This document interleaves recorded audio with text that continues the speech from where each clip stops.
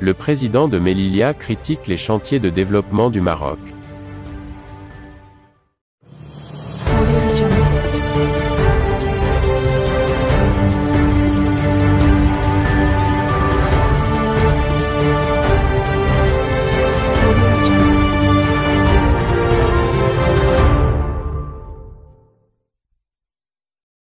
Les responsables à Ceuta et Melilla se relaient pour dénoncer le Maroc. La crise migratoire leur a donné l'occasion d'actualiser leurs reproches et d'avoir une tribune dans les grands médias ibériques. Le président de Melilla, Eduardo de Castro de Ciudadanos, a tiré à boulet rouge sur ces grands chantiers de développement lancés dans les régions du Nord et de l'Est. La feuille de route du Maroc est claire, il veut se développer et avec cette croissance il veut nous noyer. C'est bien qu'il veuille grandir, mais pas à nos dépens, a-t-il expliqué dans une interview accordée à EFE. De Castro a cité particulièrement le port Tanger-Meud et l'élargissement du port Nador, ainsi que les projets de zones industrielles à Fnidek et Beninsar.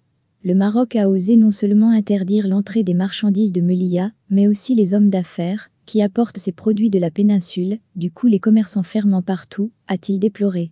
Les Marocains nous utilisent comme monnaie d'échange, a précisé De Castro. Dans son réquisitoire contre la politique du Maroc, le président a rappelé que la décision de Rabat de fermer les frontières, avec Melilla bien avant le Covid-19, a eu un effet dévastateur sur l'économie de la ville, soulignant qu'auparavant Melilla bénéficiait d'un mouvement quotidien de plus de 10 000 personnes. Et d'accuser le royaume d'avoir une volonté impérialiste et expansionniste, Melilla n'a jamais été une colonie ou une néocolonie.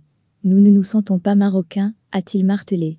De Castro préside, depuis juin 2019, une alliance formée par 3 partis, Coalition pour Melilla, qui représente la population musulmane autochtone, l'antenne locale du Parti socialiste ouvrier espagnol et Ciudadanos, son parti. Pour éviter l'asphyxie de Melilla et Ceuta par le Maroc, le gouvernement espagnol envisage avec prudence de solliciter l'intégration de Ceuta et Melilla dans l'union douanière de l'Union européenne et à l'espace Schengen.